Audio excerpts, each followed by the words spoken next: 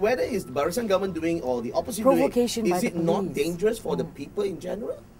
I think that if That's a good the police wants to cooperate with us to make this into a rally which is peaceful, and we proved that on January the 12th in Stadium Merdeka, where we had over 100,000 people what should the gather police around do? there.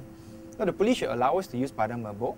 They should work with us at all the gathering points so that we can channel the people safely to Padang Merbok, and then after we have our 2 hours of speeches and gathering, we will disperse. Are they peacefully. hostile? Are the police? Is Malaysian police hostile? I think the towards what police you guys can are doing? choose to be hostile if they want to, and usually that would be the default case. But I think on the 12th of January, we showed in Stadium Merdeka that with the cooperation of the police, we can hold a perfectly peaceful assembly. If Dato Sri Najib being the Prime Minister, leader of the country, and you're going to be facing him very soon in Parliament opening up, do you think he's a good leader of the country? I do not think that he is... Your honest opinion. No, I do not think that he is a capable leader of leading Malaysia in the future, because he's actually a minority Prime Minister. His party, his coalition, Barisan Nasional, won less than 50% of the vote. So you're telling him that he needs to be stepping down and resigning as the Prime Minister? I think that if he's serious about wanting to move the country forward, he should keep to his promises of wanting a truly united Malaysia, which I don't think he has done. Who should be the next Prime Minister then if he steps down? Well, I think that if, let's say, the conditions are suitable, that the most qualified person would be Dato Sri Anwar Ibrahim. A lot of people Anwar don't think Ibrahim. so. A lot of people Anwar disagree with Ibrahim. what you just said, that Anwar Ibrahim would be the next most capable Prime Minister. Yeah, I mean, these would be people obviously who support the Barisan Nasional, but they only constitute 47% of the voting population. But a lot of voted people, for Barisan when this Nasional. came out actually during the campaign period, they're saying that we can't have a homosexual Prime Minister in Malaysia. Well, those are allegations that have not been proven. I think people need to be aware of Dr. that. Ong, being DAP, I think you But want it's a 39 perception. seats. It's a perception, right, Dr. Ong? Yeah, it is a perception that is, when that we is- when we speak of Anwar Ibrahim, when we even see him, we have that perception already because it's already there. No, I think that 51% of the Malaysian voting population disagrees with that view. Probably more as well. 51%, where do you get this? Who voted for Pakatan? Yeah, they It voted doesn't for mean that Pakatan, they but voted did for not vote Pakatan, they did not Ibrahim. Anwar Ibrahim. Yeah, but they yes. support Pakatan, and we support Dato Sri Anwar Ibrahim as the Prime Minister. So of you're saying that Malaysia. there's no other competent, capable leader to become the next Prime Minister other than Anwar Ibrahim?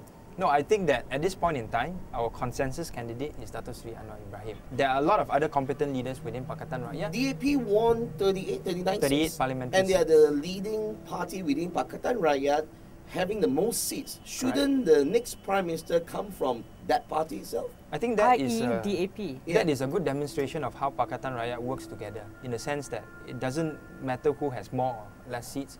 We select the person, we have a consensus view on the person who's most suitable to lead the coalition of parties at this point in time. So we are not a situation whereby it's like the Barisan Nasional.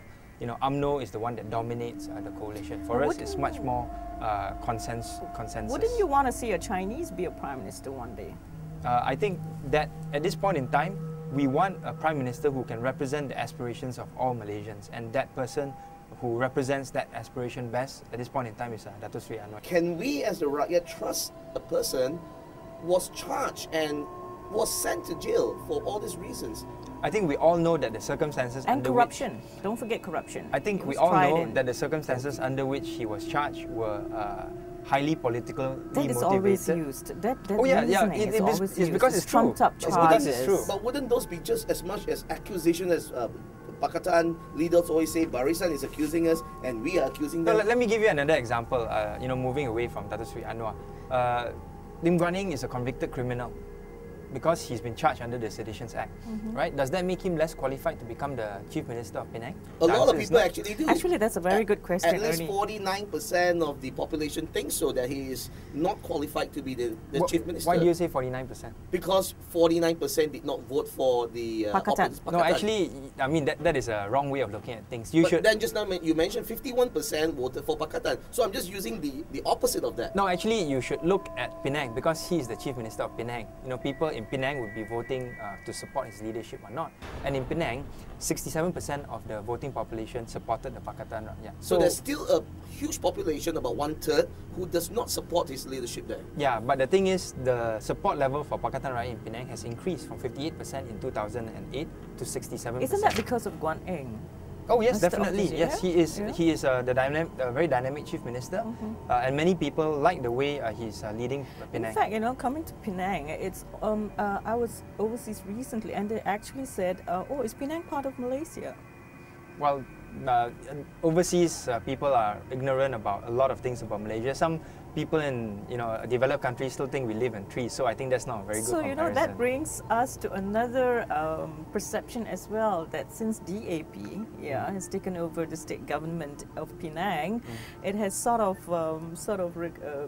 isolated itself and made it like another part, which is not Malaysia, and this is what DAP is aiming to do. In fact, actually, I think that is. Malaysia, I don't know where to make you it a republic. That's the perception. I think that is a really spurious accusation without basis whatsoever. You talk about linkages. Penang is being linked to Malaysia, to the mainland, in not just figuratively, but also physically. We have the second bridge that's coming up. Chief Minister Guan Eng has proposed a third underground bridge in the northern part of Penang. But the bridges are collapsing. Oh, that is not the fault of the Penang state government. How come every time there's something that goes wrong, is never the fault of the government, the current government, DAP government? Why is it always that when something goes wrong, it's always the government? Actually, that's not true. If you look at some things which the Penang state government may not have done properly, like for example, there was this Kancil car park, near Bukit Bendera. I think the state government did come up to say that certain things may not have been done properly, and they are currently rectifying the problem. But again, the facts show that the second bridge, all the main contractors are appointed by the federal government because they are funding the bridge. The cabinet has been formed, and a lot have said that it's not a working cabinet, and some have said there's only 1 or 2 ministers who are working. What do you have to say to that? Well, I think that this cabinet is one of the most disappointing in Malaysian history. Why? Let me just give you, disappointing. Yes. I thought you use a stronger word, Dr. Can you tell me 2 individuals on the cabinet that is absolutely useless?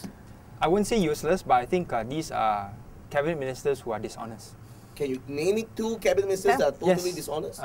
Dishonest in the sense that, for example, the human resource minister, who is Richard Riyad from Sarawak. Okay. He was the former deputy foreign minister, and he actually has 2 degrees.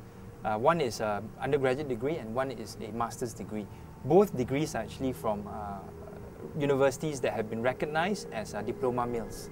So he is basically in charge of the human resource ministry that actually has to oversee many of these qualification issues. And he himself has 2 fake degrees. Are these accusations questionable or are these real issues that you brought by your team? questionable. Actually, I made a press statement about this before the general election. He has never responded to me. And these fake degrees. Yes, and these degrees are listed as fake degrees by none other than the Star newspaper. Do you think Najib knew this? I hope he does, because if he doesn't, then it shows that he is a prime minister who is not capable and not fit to lead the country. Maybe he's not bothered. Well, it shows again that he's not fit to become prime minister if he allows not just one, but there's a second one which I recently discovered. He is the Minister of Science and Technology. Yvonne, Ebin. Yes, Dr. Yvonne. There we go. Yvonne Ebin, and what did he do wrong? He actually has a doctorate, a DBA, from a university in Wyoming. I'm still investigating the exact nature of his DBA, but I am quite sure that he also has a fake degree, and this degree is from a diploma. How about your degree? Well, my degree, as I've said, I think in other programs, I got my PhD from Duke University, and people can check, go to Duke University and ask them whether I really got my PhD from there. And I can show you my degree. So are you saying that those ministers that we put in place in the cabinet are just not very intellectual? No, they're that's not not bright, the case. are they? No, that's not the case here. You can be very bright without holding a single paper qualification. That's what we want to hear. Yeah, but the thing is, if let's say you're willing to go out to get and procure a fake degree, and now that you're a minister, what other things are you willing to do? What other things are you willing to do when you're a minister? If let's say your own personal integrity you can fake be anything. questioned. Yeah, you can fake anything. Yes. Yeah, So that is just 2 examples. I'm sure if we have longer time, I can go through the list. Okay, we need to wrap up very shortly. traditional question, actually. Very traditional question. Is DAP a racist party? I think I have to say That's that been said that from is a day lie. one, from day one. That is a lie. I think there are challenges within the party in terms of us wanting to reach out to other communities So besides I'll be the accepted? Chinese. I'm not Chinese. Sure. Our constitution allows anyone to be accepted. And the thing is, what many people don't realize is that we've had many Malay and a long history of having many Indian I'm not Malay. representatives. I'm not even sure what I am. No, I'm talking about representatives, elected representatives. Okay. We now have 2 Malay elected representatives at the parliamentary level, 1 Malay elected representative at the state level. We have more Indian representatives, elected representatives than MIC. Will the day come where a Malay or Indian ever lead the DAP party? Sure, that's definitely possible. It's within the constitution of that anybody can become the leader of the DAP, unlike UMNO or MCA, where only a Chinese or a Malay can be even a member. What more to lead those parties? And obviously, DAP has failed many years to attract and to bring in a lot of Malay talents to become part of the party members. Well, we actually had our first elected Malay MP in 1990. We had our first elected Malay state representative all the way from 1969. Even the first elections that DAP contested in 1969, we were successful in having not 1 but 2 Malay elected representatives at the state level. One last question before we wrap. Okay, and this, I really want to see Dr. Ong's body language. MCA. Well, MCA is a party that needs to rethink what its role is going to be moving forward, since they are part of Barisan Nasional, but they are not part of the Barisan Nasional government. So are they going to be opposing Barisan Nasional in terms of their policies? Are they going to be supportive of them, even though they're not in the government? So I think this is something which not just MCA has to do, but also Gerakan has to do, because they are in a similar position. Well, if there was one best person to replace Najib in the Barisan government, who should that be? I don't think there's any suitable person to replace Najib, because None whatsoever? I don't have Whosoever? confidence. I don't have any confidence in the majority, in most of the cabinet. If there's one person that I think would be worthy of consideration, I think that person would probably be Khairi Jamaluddin. Why? He is the only person in cabinet who is under 40 years old, and I think he's the only person who understands somewhat the aspirations of the younger generation. And also of because he's Malaysia. Malay. No, nothing to do with that. I think it's more to do with the fact that he understands the people moving forward. So he's in the wrong party then? Well, I think that he's in the wrong party, but obviously he doesn't think so. Thank you so much, Dr. Ong Kian Ming, who is MP for Serdang. Thanks for joining us on Face Off. Ernie, any final words perhaps? Thank you very much. Thank you so much. Very Thanks for good having me, and Anne. great Thanks. questions. And thank you so much for your time and attention. Well, do join us on Facebook, Twitter, and of course, Free Malaysia Today. I'm Anna Woods. Bye-bye.